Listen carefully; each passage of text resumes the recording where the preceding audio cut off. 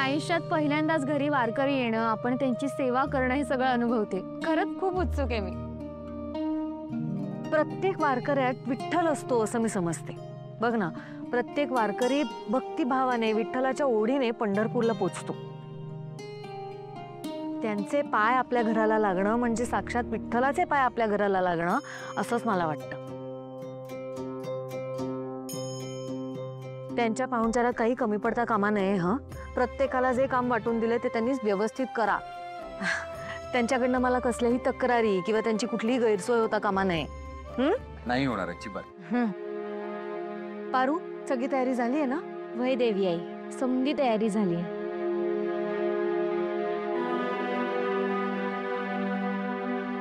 प्रिया, आज तुला समोर येऊन सुनेचं कर्तव्य पार पाडायचंय. उपास केलायस ना तू? हो आई, केलाय मी उपवास. एक सासू मॉम, मी पण उपवास केलाय. असं पारोशाने नाही, मी ते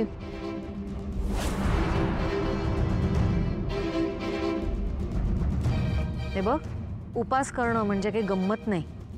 मागच्या वेळेला सुद्धा केला होतास उपास, तेव्हा काय झालं होतं आठवत आहे ना? मी पण व्रत करणार, फास्टिंग करणार. तुला जे योग्य वाटेल ते कर, पण फार ताणू नकोस. हो सासू मॉम. आई, तू एवढं व्रत करतेस काही न खाता पिता, पण तरी तुझ्यात एवढी एनर्जी आहे. तुझा चेहरा का डल झालाय दिशा? खरंच आहे दिशा, तुझा चेहरा जरा कोमेजल्यासारखाच दिसतोय. तू नको करूस उपास, काहीतरी खाऊन घे. आणि हे उपवास वगैरे नाही झेपणार ग तुला, नको करूस. दिशा दिशा दिशा, तू वर बघ, तू वर बघ, वर बघ ना, वर बघ.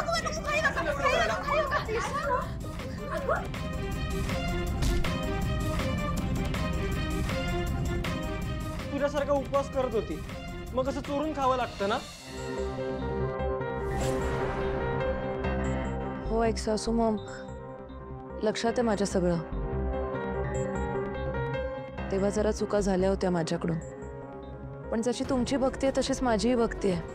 आणि यावेळेस मी ठरवलं सगळं अगदी मनापासून करायचं.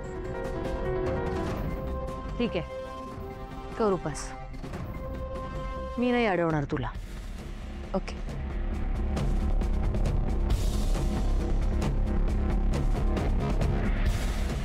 प्रिया, किर्लोस्करांची सून म्हणून आज तुला खूप महत्वाची जबाबदारी पार पाडायची. जमेल ना? हो आई, तुम्ही अजिबात काळजी करू नका, मी सगळं व्यवस्थित करेन. हे बघ, समधी तयारी झालेली आहे. आत्या, रांगोळ्या आणि सजावट सगळं व्यवस्थित झालंय. आपल्याकडून तरी ठीक आहे. छान.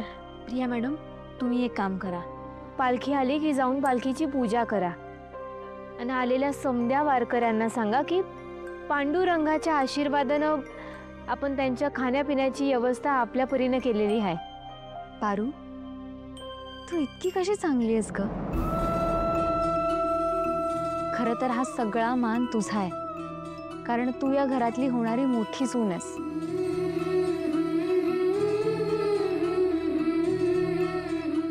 प्रिया मॅडम, असं बोलून केलंत ना परक मला? हो, मी पूजा केली काय ना तुम्ही पूजा केली काय, सारखंच आहे. बरं, बोलत बसायला नको. मी वारकऱ्यांच्या जेवणाचं बघते, तुम्ही पूजेची तयारी करा. चालेल, आलेच. प्रिया थांब.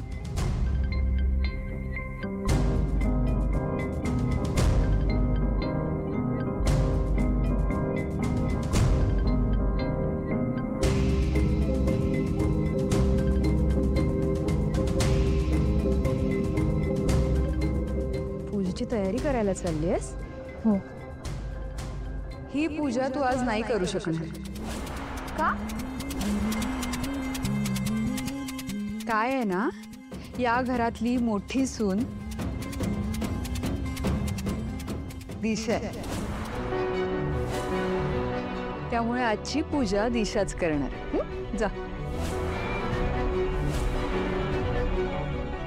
दामिनी मॅडम, हो, देवी यांनी स्वतः प्रिया मॅडमना पूजा करायला सांगितली आहे.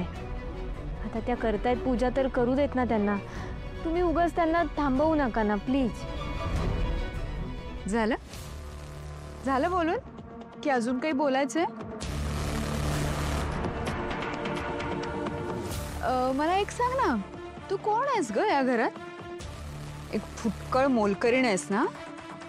मग नोकरासारखं राहायचं, कळलं ना? जास्त पुढे पुढे मध्ये मध्ये करायचं नाही. आणि हा, तुम्हा सगळ्यांना माहीत असावं की दिशा का पूजा करणार त्याचं कारण देते. काय ना, परितोष प्रीतम आणि आदित्यपेक्षा खूप मोठा आहे, त्यामुळे दिशाच या घरची मोठी सून आहे. ती बायको आहे ना परितोषची, त्यामुळे आजची पूजा दिशाच करणार.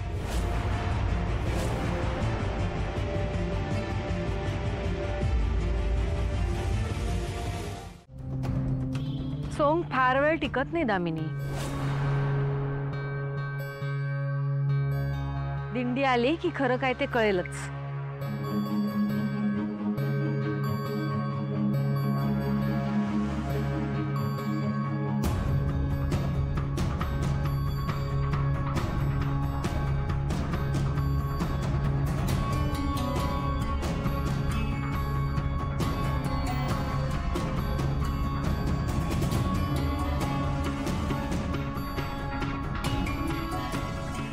दिशा, बाद झालं ते काम. किती काम करतेस तू, आणि हे असं काम करायला तू काय सर्वंट आहेस का? नाही ना? हे बघ, तुला एवढं काम करून मिळालंय आता मान, अजून करायची अजिबात गरज नाहीये, कळलं ना? ते दे तिच्याकडे. ए, घे ते. पावळट.